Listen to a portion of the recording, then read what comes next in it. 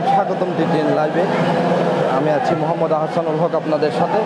দর্শক আজকে আপনাদেরকে দেখানোর চেষ্টা করব মৎস্য অবতরণ কেন্দ্র, কক্সবাজারের যে পাইকারি মৎস্য অবতরণ কেন্দ্র, মৎস্য অবতরণ কেন্দ্রের সার্বিক পরিস্থিতি। দর্শক প্রতিদিনের নেই আমরা আপনাদেরকে দেখানোর চেষ্টা করছি মৎস্য অবতরণ কেন্দ্রের অবস্থা। যেহেতু সাগরে ট্রলারগুলো সব গিয়েছে মাছ আহরণের জন্য, কিন্তু সেগুলো আসতে 3-4 দিন বা সপ্তাহখানেক সময় লাগতে পারে। কিন্তু দর্শক আমরা আজকে মৎস্য অবতরণ কেন্দ্রে দেখতে পাচ্ছি কিছু সংখ্যক ছুরি মাছ দেখা যাচ্ছে। সাগরের যে ছুরি মাছগুলো, কাঁচা ছুরি, ওগুলো দেখা যাচ্ছে। মাঝি মাল্লাদের সাথে কথা বলে জানা গিয়েছে এই ছুরি মাছগুলো জালে আটকা পড়েছে। ছোট ছোট যে ডিঙ্গিগুলো সাগরের কাছাকাছি তীরবর্তী স্থানে গিয়ে জাল নিক্ষেপ করে, এই জালে মূলত ছুরি মাছগুলো আটকা পড়েছে। সাগরের বাকি যে বড় মাছগুলো সেগুলো তেমন আজকে দেখা যাচ্ছে না। এই যে ছুরি মাছগুলো জালে আটকা পড়েছে, এই ছুরিগুলো কেজিতে 250 থেকে 300 বিক্রি হচ্ছে, এরকম দাবি বিক্রেতাদের। দর্শক মৎস্য অবতরণ কেন্দ্রে অন্য কোনো মাছের তেমন মাছ না থাকায় ছোট ছোট কিছু মাছ, যেগুলো আমরা ছোট মাছ বলে চিনি বা আমাদের কক্সবাজারের ভাষায় যেগুলোকে জাইল্লা মাছ বলা হয়, কিছু জাইল্লা মাছও দেখা যাচ্ছে আজকের মৎস্য অবতরণ কেন্দ্রে। কিছু ফাইসা মাছ দেখা যাচ্ছে আজকে। তাছাড়াও রয়েছে কিছু সংখ্যক সাগরের ছুরি, যে ছুরিগুলো ছোট ছোট বোট নিয়ে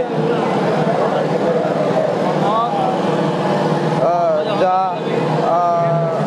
কেজিতে 250 থেকে 300-তে বিক্রি হচ্ছে সাগরের এই ছুরি মাছগুলো।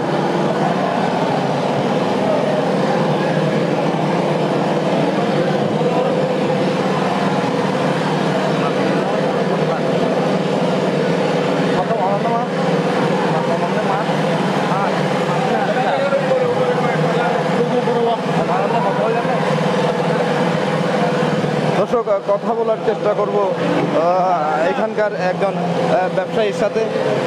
আজকে আপনারা কিছু সংখ্যক ছুরি মাছ দেখা যাচ্ছে। সাগরে জু চলতেছে, জুর মাধ্যমে কুড়া জাল বাইরে হয়েছে। কুড়া জালের মাছ ছোটো টলার থেকে দিয়ে সাগর থেকে নিয়ে আসছে, তো এখানে বিক্রি হচ্ছে। ছুরি মাছ কত করে কিনছেন? ছুরি মাছ প্রায় 300 কেজি মতো হবে আর কি। আজকে যা পেয়েছেন? হ্যাঁ, 300 কেজি মতো হবে। কেজিতে কত করে দিচ্ছেন? 270 টাকা 80 টাকা এই ধরনের বিক্রি হচ্ছে আজকে। আর আর কি কি মাছ আসলে ওইখানে কূপে পাওয়া যায়? আপনার ছোটো বাচ্চা মাছ বিক্রি হচ্ছে 150 টাকা কেজি। আর বিভিন্ন মাছ আছে, চিংড়ি আছে, চিংড়ি 220 টাকা করে বিক্রি হইতেছে। বড় মাছগুলো তো বড় ট্রলারগুলো এখনো ফিরে আসে না, আজও টাইম হয় নাই। এগুলো আসতে কতদিন মতো সময়? আরও 3-4 দিন সময় লাগতে পারে। এরপরে মাছে ভরপুর হবে বলে আশা করছি। মাছের দাম কেমন হবে যদি বিপুল সংখ্যক মাছ পাওয়া যায়? যদি সাগরে মাছ থাকলে, যদি সাগরে মাছ পাওয়া যায় তাহলে দাম একটু শীতল থাকবে। আর যদি মাছ কম হয় তাহলে দাম একটু বেড়ে যাবে আর কি, এইভাবে চলবে আর কি। Thank you. ধন্যবাদ। দর্শক ব্যবসায়ী জানাচ্ছিলেন সাগরের এখনও যে ট্রলারগুলো সাগরের মাছ আহরণের জন্য গিয়েছে সেগুলো ফিরে আসতে এখনও 3 থেকে 5 দিন সময় লাগতে পারে, এবং যদি সাগরে বিপুল সংখ্যক মাছ আহরণ করা সম্ভব হয় তাহলে মাছের যে দাম সেগুলো কমে আসবে, এরকম ধারণা ব্যবসায়ীদের।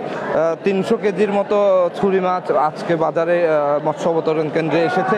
এগুলোর জন্য এখানে মোটামুটি ব্যস্ততা চোখে পড়েছে দর্শক। কিছু ছুরি মাছ আর ফাইসা মাছ ছাড়া তেমন কোনো মাছ নেই মৎস্য অবতরণ কেন্দ্রে। এগুলো ছোট ছোট বোট নিয়ে জালের মাধ্যমে জালে আটকা পড়েছে তাদের দাবি। ফাইসা মাছগুলো বিক্রি হচ্ছে কেজিতে 150 টাকা করে, এবং যেই সাগরের যে কাঁচা ছুরি মাছ এগুলো কেজিতে 250 থেকে 300 করে বিক্রি হচ্ছে। দর্শক, আপনাদেরকে যেমনটা জানাচ্ছিলাম মৎস্য অবতরণ কেন্দ্র থেকে, যেহেতু সাগরের বিরূপ প্রভাবের কারণে এতদিন পর্যন্ত ট্রলারগুলো যেই মাছ আহরণের জন্য যে ট্রলারগুলো যায় এগুলো সাগরে যেতে পারেনি। বর্তমানে সাগরে সব ট্রলার গিয়েছে মাছ আহরণের জন্য। সাগরের পরিস্থিতিও এখন মোটামুটি ভালো, কিন্তু সেই ট্রলারগুলো ফিরে আসতে ঘাটে 3 থেকে 5 দিন মতো সময় লাগবে, এরকম দাবি ব্যবসায়ীদের।